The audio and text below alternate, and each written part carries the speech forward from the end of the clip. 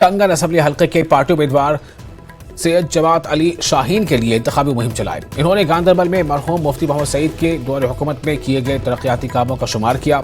इल्तिजा ने कहा कि नेशनल कॉन्फ्रेंस ने गांधरबल के लोगों से खोखले वादे किए और उन्हें मुसीबतों में धकेल दिया। उन्होंने दावा किया कि तब्दीली गांधरबल से आएगी, जैसा कि साल 2002 में आई थी। ताकत और इत्तेहाद के एक अजीमुशान मुजाहरे में कंगन असम्बली हल्के के लिए पीपल्स डेमोक्रेटिक पार्टी के उम्मीदवार सैयद जमात अली शाहीन ने इल्तिजा मुफ्ती और पार्टी के सीनियर रहनुमा बशीर के हमरा मौजूद रहे। मीर ने हल्के के मुख्तलिफ देहातों में एक जबरदस्त रैली की क़यादत की। इन्होंने असम्बली इंतखाबात से कबल पार्टी की बढ़ती हुई हिमायत का एक शानदार पैगाम भेजा। इस दौरान शुरका का जबरदस्त रद्द-ए-अमल देखने को मिला।